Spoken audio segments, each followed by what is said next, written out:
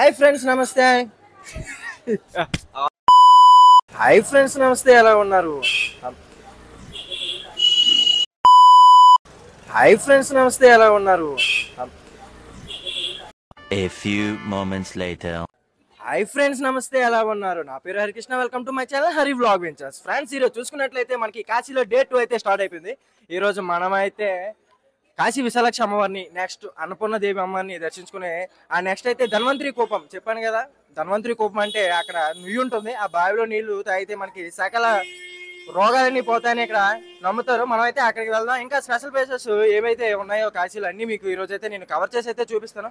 First అయితే మనం కాశీ విశాలాక్షి అమ్మవారిని దర్శనం చేసుకుని ఆ వెంటనే అన్నపూర్ణ అమ్మవారిని దర్శనం చేసుకుని మిగతా స్పెషల్ ప్లేసెస్ ఇంకా ఎన్నెన్ని టెంపుల్ అయితే మంచిగా ఉన్నాయో అవన్నీ మీకు ఈ రోజు అయితే నేను కవర్ చేసి చూపిస్తాను. ఈ రోజు అయితే మనం ఇంకా స్టార్ట్ అయిపోదాం. ఇదంతా స్ట్రీట్ అన్నమాట. ఇక్కడ నడవడానికి కూడా గొడవలు ఆడేసుకుంటున్నారు. ఒకరి తర్వాత ఒకరు నడండి ఏదేదో మాట్లాడుతున్నారు. మన తెలుగు వాళ్ళు ఎక్కడున్నా గొడవలే భయ్యా, మనకు తెలుసు కదా. చూడండి స్ట్రీట్. మనమైతే ఇప్పుడు కాశీ విశాలాక్షి అమ్మవారి టెంపుల్కి అయితే వెళ్ళిపోదాం.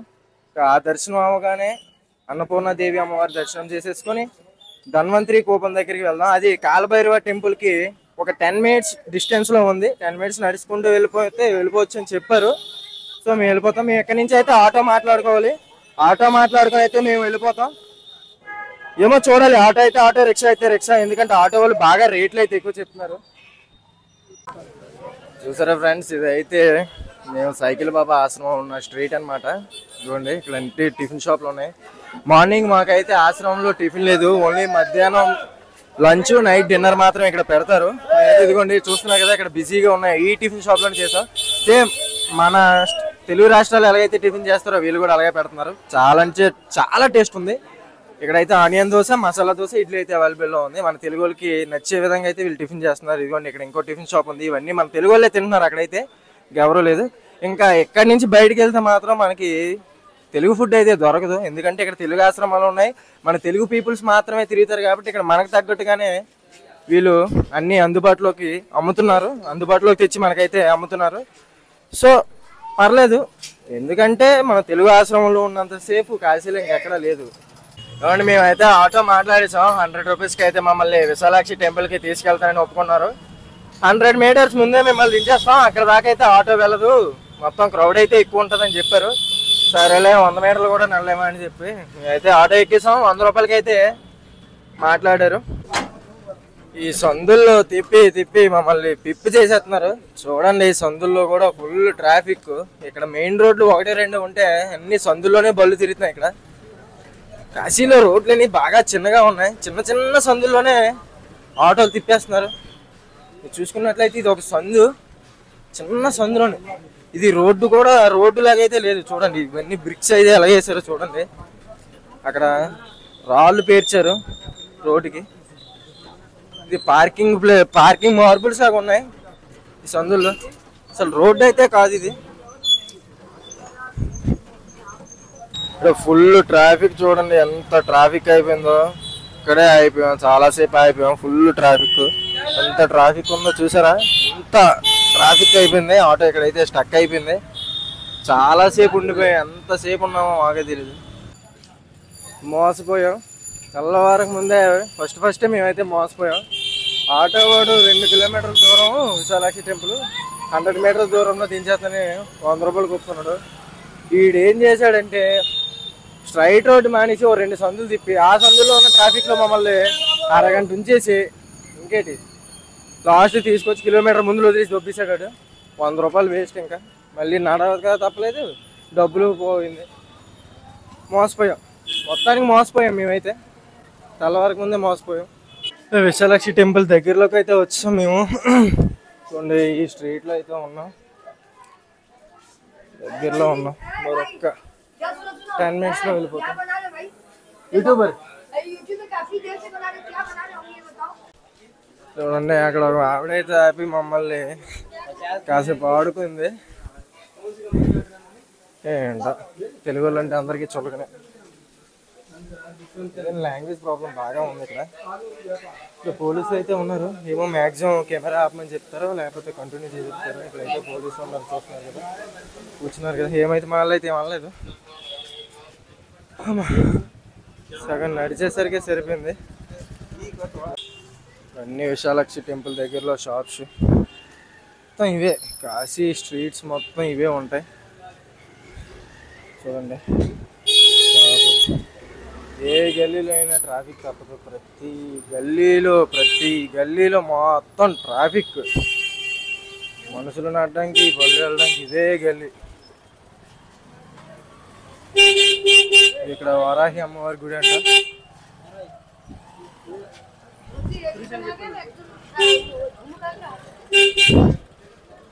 మనమైతే వారాహి అమ్మవారి గుడి పక్క నుంచి అయితే వెళ్తున్నాం.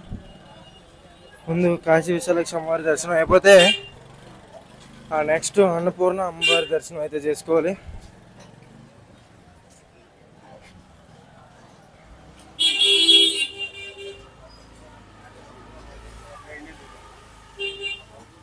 మిల్క్ ప్రోడక్ట్స్, స్వీట్స్ ఏవో అమ్ముతున్నారు. గల్లీలంట ఫుల్ కన్ఫ్యూజన్గా ఉంది. ఏమాత్రం తేడా వచ్చినా రాంగ్ రూట్లోకి అయితే వెళ్ళిపోతాం. సో అందరినీ తెలియనప్పుడు అడిగి వెళ్ళడం బెటరు. నేనైతే డౌట్ వచ్చిన ప్రతిసారి ఎవరో ఒకరిని అడుగుతాను. సో దానివల్ల ఏంటంటే మనం రాంగ్ రూట్లోకి అయితే వెళ్ళాం. నెక్స్ట్ టైం సేవ్ అవుతుంది. ఆల్రెడీ ఆటో వాడి వల్ల మాకైతే ఒక ½ అన్ అవర్ వేస్ట్. పెద్ద మోసం అని చెప్పొచ్చు. 100 రూపాయల కోసం మమ్మల్ని మోసం చేసేటాడు. ఏం చేయలేం, అంతే. ఇక్కడైతే మొబైల్స్ అవి గుళ్ళోకి అలవలేదని చెప్తున్నారు. ఇక్కడ గుళ్ళోకి మొబైల్స్, కెమెరాస్ పట్టుకెళ్తాడని ముందే చెప్తున్నారు. చాలా లాకర్స్ అయితే ఇక్కడ అవైలబుల్లో ఉన్నాయి. సో అయినా సరే నేను ముందైతే పెట్టట్లేదు. చూడాలి, ఆపేస్తారేమో మేబీ. నేనైతే వీలైనంత వరకు అయితే వీడియో తీస్తాను. ఎంతవరకు వీడియో తీయగలను అంతవరకు వీడియో తీస్తాను. ఎందుకంటే మనకి కంటెంట్ ఇంపార్టెంట్. మరీ వద్దు అంటే మరి అక్కడి నుంచి ఆపేస్తాను. చెప్పలేను ఏ టైంలో వీడియో అయిపోద్దో చెప్పలేను. ఎంతవరకు అయితే మనకి వీడియో తీసుకోవడానికి పర్మిషన్ ఉందో చూడాలి. చూస్తున్నారు కదా, అవన్నీ లాకర్స్ ఇవన్నీ ఉంటున్నాయి. మొబైల్స్ పెట్టేయండి, చెప్పులు పెట్టేయండి అన్నీ చెప్తున్నారు. ఫుల్ ట్రాఫిక్, భయాలు చూస్తున్నారు. ప్రతి ఒక్కరూ చూడటమే ఫోన్కి. వచ్చాం దగ్గరికి అయితే వచ్చాం. విశాలాక్షి టెంపుల్ చూసారా మీద board, Vishalakshi temple board.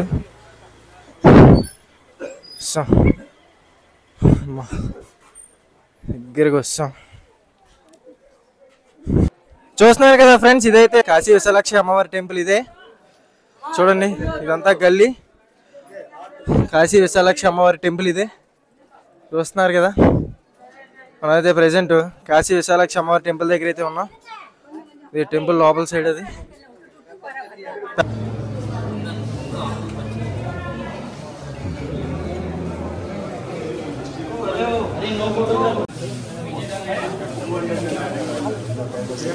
Present ఇప్పుడైతే మా దర్శనం ఇంక ఇప్పుడే కంప్లీట్ అయింది. విశాలాక్షి అమ్మవారి టెంపుల్ దర్శనం మాకైతే అయిపోయింది. ఇదిగో చూస్తున్నారు కదా, నా వెనకతలు ఉంది విశాలాక్షి అమ్మవారి టెంపుల్. ఇదంతా చూడండి ఎంత రద్దీగా ఉందో. ఇప్పటికిప్పుడే చాలా మంది వచ్చారు. ఆ బ్లూ క్యాప్స్ వేసుకున్నారు కదా, వాళ్ళందరూ ట్రావెల్స్ నమ్ముకొని వచ్చారనమాట. అంటే ట్రావెలర్స్, వాళ్ళకి గైడ్లు ఉంటారు అదనమాట. చూడండి ఎంతమంది ఉన్నారు ఇక్కడికిక్కడే. ఆ లోపల ఫుల్ రష్గా ఉంది. మాకైతే దర్శనం అయిపోయింది. ఇదిగోండి విశాలాక్షి అమ్మవారి టెంపుల్. దశ మీద ఘాటికి వెళ్ళే రూట్లోనే లెఫ్ట్ సైడ్ తిరిగితే ఆ సందులో ఉంటుంది. ఒక 150 మీటర్స్ అయితే ఆ సందులో నడవాలి. అక్కడి నుంచి అడుగుతూ వచ్చేస్తే మనకి విశాలాక్షి అమ్మవారి టెంపుల్ అయితే మనకి చూపిస్తారు. ఇదే మన విశాలాక్షి అమ్మవారి టెంపుల్. మాకైతే దర్శనం అయిపోయింది. లోపల అయితే వీడియో పెద్దగా తీయనివ్వలేదు. కెమెరా లోపలికి ఎలా లేదంట. కెమెరా తీయడానికి కొంచెం కష్టమైంది. నేనైతే బయట నుంచి అందుకే మీకు చూపిస్తున్నాను. లోపల నుంచి అయితే మనకి కెమెరా ఎలా లేదు. లోపల మనకి చూపించట్లేదు. అసలు వీడియో తీయకూడదని చెప్పేస్తున్నారు, తిడుతున్నారు లోపల. చూస్తున్నారు కదా, ఇదే మన అన్నపూర్ణ అమ్మవారి టెంపుల్ బయట భాగం. ఇది చూడండి ఎంత రష్ ఉందో. బయట వరకు లైన్ వచ్చేసింది. ఇంకా మేమైతే లైన్లో ఉండాలి, తప్పదు. చాలా అంటే చాలా రష్ ఉంది. ఇవ్వండి షాప్స్ వరకు వచ్చింది. మేము ఇంకా సందులోనే ఉన్నాం. టెంపుల్ అయితే ఆ లోపలికి ఉంది. చూడండి బాగా అంటే బాగా రష్, లైన్ అయితే చాలా ఎక్కువే ఉన్నది. మా వెనక కూడా ఇంకా జనం ఉన్నారు, ఆ లోపల వరకు ఉన్నారు. సో అందులోనే ఉన్నాం ఇంకా. చూడండి ఆ సైడ్ నుంచి ఈ సైడ్ నుంచి ఫుల్ ఫ్లోటింగ్ అనమాట. మరి ఇంక ఈ లైన్లోనే ఉండాలి, మాకు తప్పదు. అదిగోండి ఎదురుగానే ఉన్నది అన్నపూర్ణ అమ్మవారి టెంపుల్. చూడండి అదే అన్నపూర్ణ అమ్మవారి టెంపుల్. నా లెఫ్ట్ సైడ్ ఉంది కదా అన్నపూర్ణ అమ్మవారి టెంపుల్. ఆ లోపలికి అయితే మేము వెళ్ళాలి. కెమెరా ఎలా లేదంటున్నారు. ఇక్కడైతే లాకర్స్ ఉన్నాయి, బయట ఫోన్ పెట్టమని చెప్తున్నారు. మ్యాక్సిమం ఫోన్ పెట్టిస్తారో లేదో తెలియదు, నన్ను పిలుస్తున్నారు ఓ కెమెరా అని పిలుస్తున్నారు. చూడాలి పంపుతారో పంపరో లోపలి వరకు. ఫ్రెండ్స్ జస్ట్ ఇంక ఇప్పుడే మాకైతే అన్నపూర్ణదేవి అమ్మవారి దర్శనం అయిపోయి అక్కడ అన్నదానం చేసేసి వచ్చాం. భోజనం కూడా అన్నపూర్ణదేవి అమ్మవారి టెంపుల్ లోపల నుంచి బిల్డింగ్కి దారి ఉంటుంది. ఇప్పుడే వచ్చాం, ఇంకా దర్శనము భోజనం ఒకేసారి అయిపోయింది. ఎందుకంటే లంచ్ అవర్ టైంలో మేము దర్శనం చేసుకున్నాం. అన్నపూర్ణదేవి టెంపుల్లోకి అయితే మొబైల్ కెమెరాస్ ఎలా లేవో, సో నేను అక్కడే కెమెరా అయితే ఆపేశాను. నేను అలా వీడియో తీస్తుంటే సిఆర్పిఎఫ్ వాళ్ళు అయితే చూశారు. నువ్వు కెమెరా మొత్తం ఆపే, నువ్వేం చేస్తున్నావు, అసలు ఎక్కడి నుంచి వచ్చావు అన్నీ అడిగారు. నేను వీడియో తీయడం వాళ్ళు చూడడం వల్ల కనీసం నా మొబైల్ కూడా పట్టుకెళ్ళలేదు, వాళ్ళ దగ్గరే ఉంచుకున్నారు. సో ఇప్పుడు బయటకు వచ్చి అయితే మేము అన్నీ తీసుకొని ఇప్పుడు వచ్చాం. ఇప్పుడైతే మనం మణికర్ణిక ఘాట్కి అయితే వెళ్తున్నాం. చూసారా, ఇదే మణికర్ణిక ఘాట్కి వెళ్ళే స్ట్రీట్ అనమాట. చూడండి ఎంత నిర్మానుష్యంగా అయితే ఉందో. ఇక్కడ నాకు అదో రకమైన స్మెల్ అయితే వస్తుంది ఈ వీధుల్లో. ఎందుకంటే మణికర్ణిక ఘాట్కి దగ్గరగా ఉంది కదా, సో అందువల్ల అనుకుంటా. ఇక్కడ శవాల దహనం పక్కన అవుతుంది కాబట్టి ఆ పొగ అనేది కూడా ఈ వీధుల్లో చాలా ఎక్కువైతే ఉంది. మీకు వీడియోలో కనిపిస్తుందో లేదో నాకైతే తెలియదు. సో అందువల్లే స్మెల్ అయితే వస్తుందని నేనైతే అనుకుంటున్నా. చూడండి ఇక్కడైతే ఒక శవాన్ని తీసుకెళ్ళడం అయితే మనం చూస్తున్నాం. ఇలాగే ఈ రూట్లో చాలా శవాలు వెళ్తాయి, మార్నింగ్ నుంచి ఈవినింగ్ వరకు. నైట్ ఏ టైం వరకు ఉంటుందో కూడా తెలియదు దహనం. 24 గంటలు దహనాలు జరుగుతాయని ఇక్కడ చెప్తారు. చూసారా ఎన్ని కలప అయితే ఇక్కడ ఉందో. ఇవన్నీ కర్రలు దహనాల కోసమే. ఇక్కడ వ్యాపారస్తులు చూసారా కూర్చున్నారు, వీలైతే ఇక్కడ కలపని అమ్ముతారు. ఇదంతా వ్యాపారం అనమాట. చూడండి ఎంతమంది ఉన్నారు వ్యాపారస్తులు. ఈ కర్ర ఇంత కర్ర ఉందంటే చూడండి ఎన్ని శవాల రోజుకి ఇక్కడ దహనాన్ని చేస్తారో చూసారా. ఎంత మార్నింగ్ పిండ ప్రదానం ఇక్కడే చేస్తారు, ఇటు సైడ్ అనమాట. చూడండి ఇదంతా కూడా మణికర్ణిక ఘాటే. ఇంకా నేను దహనాలు చేసే ప్లేస్ వైపు అయితే వెళ్ళలేదు, సైడ్కి వచ్చి చేస్తున్నాను. చూసారా ఈ బిల్డింగ్ ఎంత పెద్దగా ఉందో. అదిగోండి ఆ సైడ్ అయితే శవాలను దహనం చేస్తారనమాట. ఫ్రెండ్స్ ఇప్పుడైతే మనం మణికర్ణిక ఘాట్లోని తారకేశ్వర్ మహాదేవ్ టెంపుల్ అయితే ఇప్పుడు ఉన్నాం. ఇదే చూసుకున్నట్లయితే తారకేశ్వర్ మహాదేవ్ టెంపుల్, ఇదైతే మణికర్ణిక ఘాట్లో ఉంది. చూడండి మనం అయితే లోపలికి వెళ్ళి అయితే ఇక్కడ దేవుణ్ణి దర్శనం చేసుకుందాం.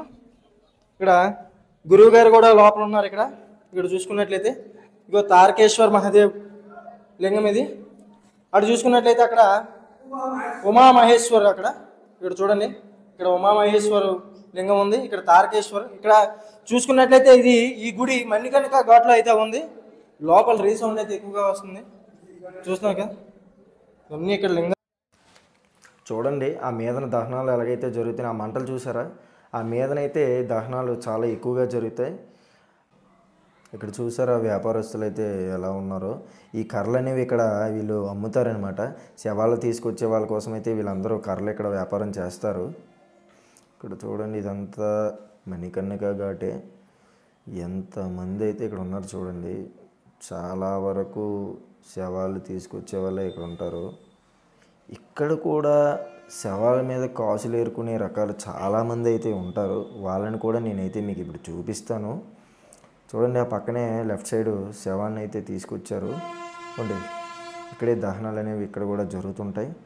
అక్కడ వరకు నీరు వచ్చేసింది. ఇక్కడ చూసారా ఇక్కడ కూడా దహనం జరుగుతుంది. రెండింట్లో వాటర్ వచ్చేయడం వల్ల అది అలా వదిలేశారు. గంగా అనేది ఇప్పుడు వర్షాలు పడడం వల్ల కొంచెం మీదకైతే రావడం జరిగింది.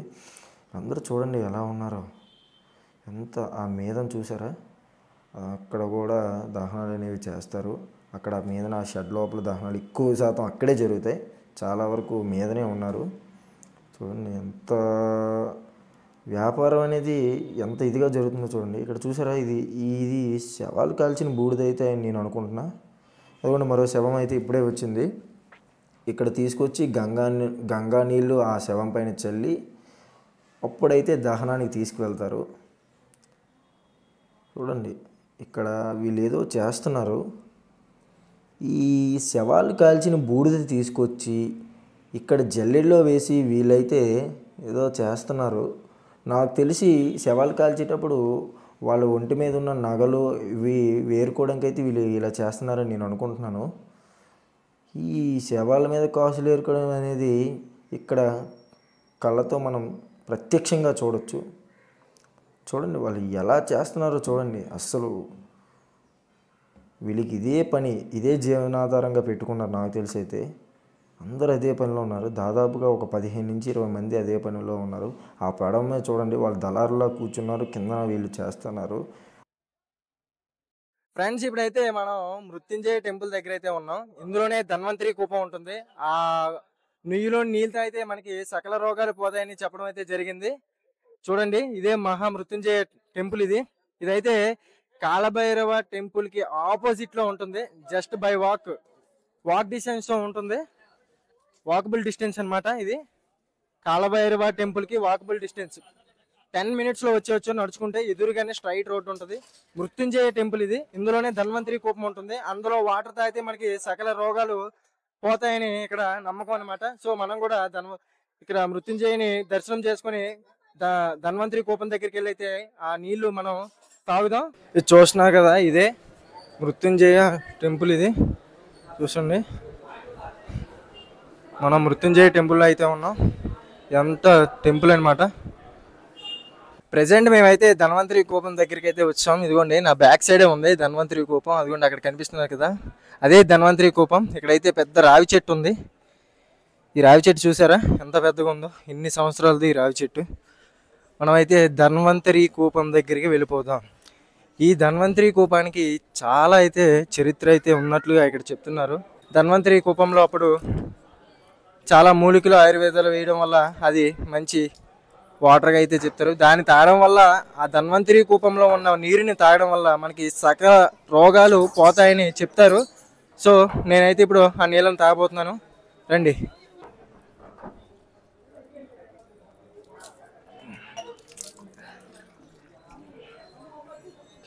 సో చూసుకున్నట్లయితే ఇదే ధన్వంతరి కూపం. చూస్తున్నారా ఎంత పెద్ద బాగో, ఎంత ధన్వంతరి కూపం. సరే, ఈ నీళ్ళని తాగితే చాలా మంచిది, సర్వ రోగాలు పోతాయని చెప్తారు ఈ ధన్వంతరి కూపంలో నీళ్ళు తాగితే.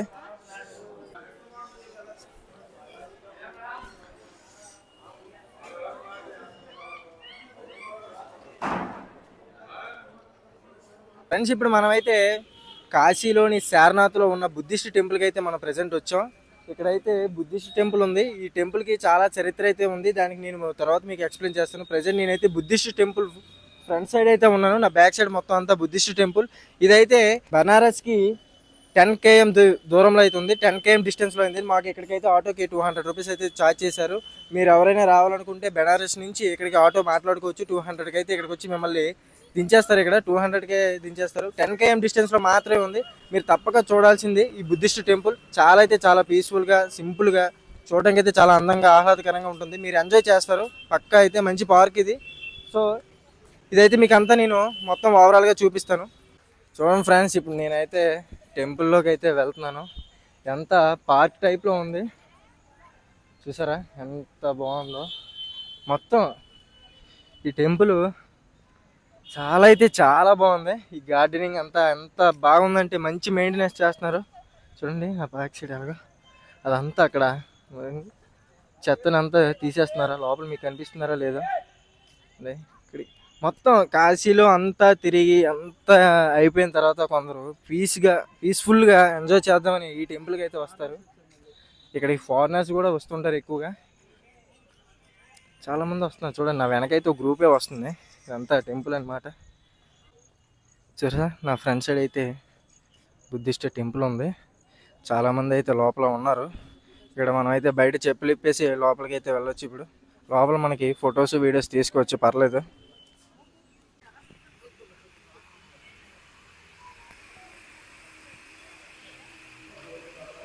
చూస్తున్నారా ఇదైతే బుద్ధిస్ట్ టెంపుల్.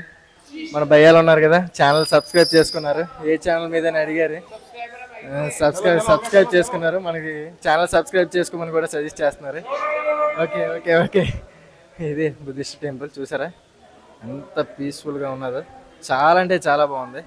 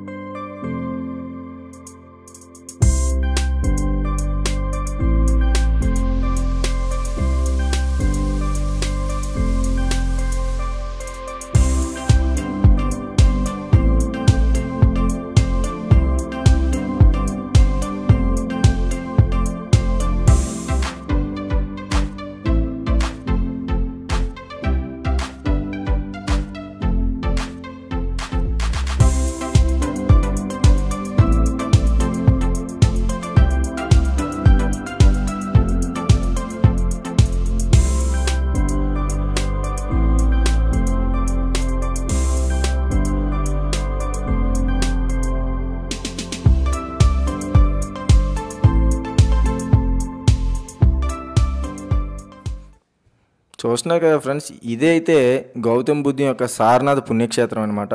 మనం ఇంతవరకు చూసిందైతే పార్క్, ఇదే అసలైన పుణ్యక్షేత్రం.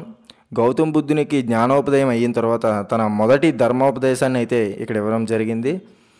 ఇక్కడే గౌతమ బుద్ధుని యొక్క సంఘాలు ఏర్పడ్డాయి. నెక్స్ట్ చూసుకున్నట్లయితే గౌతమ మతస్థులు కూడా ఇక్కడికి అనేక మంది వస్తుంటారు. గౌతమ్ బుద్ధుని యొక్క 4 పుణ్యక్షేత్రాల్లో కూడా దర్శించుకోవాల్సిన దాంట్లో ఇది కూడా ముఖ్యమైనది. సో అందుకని ఇక్కడ గౌతమ మతస్థులు కూడా చాలామంది అయితే మనకు కనిపిస్తుంటారు. ఇది చాలా పురాతనమైంది. గౌతమ బుద్ధుడు ఫస్ట్ తన యొక్క ఉపదేశాన్ని ఇక్కడే ఇచ్చారు. సో చాలా పురాతనమైందిగా దీన్ని చెప్పుకోవచ్చు. దీనికి చాలా నాగరికత అనేది ఉంది. చూస్తున్నారు కదా ఫ్రెండ్స్, చూస్తుంటేనే తెలిసిపోతుంది. చాలా ముట్ట వరకు ఇక్కడ కొన్ని అయితే అంతరించిపోయాయి. ఉన్న వాటిని వీళ్ళు ఇక్కడ సంరక్షిస్తూ మెయింటైనింగ్ బాగా చేస్తూ వస్తున్నారు. నెక్స్ట్ చూసుకున్నట్లయితే బయట ప్రజలు ఎవరిని కూడా ఆ లోపలికి రానివ్వట్లేదు. ఓన్లీ అక్కడ మెయింటైనింగ్ వర్కింగ్ వాళ్ళు మాత్రమే లోపల ఉంటున్నారు. మిగతా టూరిస్టులు విజిటర్స్ అందరూ కూడా ఈ సైడ్ నుంచి చూస్తూ వెళ్ళిపోవాలి. చూడండి, ఇదంతా గౌతమ బుద్ధి యొక్క సారనాథ్ పుణ్యక్షేత్రం అనమాట. చూడండి, ఈ గుడి చూసారా, సగమే ఉంది. ఇవన్నీ కాలాంతరం అంతరించిపోయాయి. ఇదంతా వీళ్ళు కంటికి రెప్పలా కాపాడుకోవడం వల్లే ఇంతవరకైనా ఇది ఉంది. కొంతవరకు చూసుకున్నట్లయితే మనల్ని అలౌ చేస్తారు, కొన్ని చోట్లకైతే రానివ్వరు. ఇది చూసుకున్నారా, ఇదంతా పురాతన కాలం అనమాట. ఇంతవరకు ఉండడం అనేది చాలా గ్రేటు. చూసారా ఫ్రెండ్స్, ఇదంతా సారనాథ్ పుణ్యక్షేత్రం. ఆ రోజుల్లో గౌతమ బుద్ధుడు ఇక్కడ తన 5 శిష్యులకి ఇక్కడ తన యొక్క ధర్మోపదేశాన్ని సందేశించాడు. సో ఆ రోజుల్లో ఈ కట్టడాలు అనేవి చాలా గ్రేటు. ఇదంతాను చాలా బాగా ఈ స్టేట్ గవర్నమెంట్ అయితే మెయింటైన్ చేస్తుంది. ఇక్కడ చూడండి, ఇక్కడ ఒక అతను అయితే ఈ చెట్టు కింద కూర్చొని మంత్రాలు ఏవో చదువుకుంటున్నారు. అది మనకు అర్థం కాదు. ఇక్కడ సన్యాసులు కూడా మనకైతే అక్కడక్కడ కనిపిస్తున్నారు.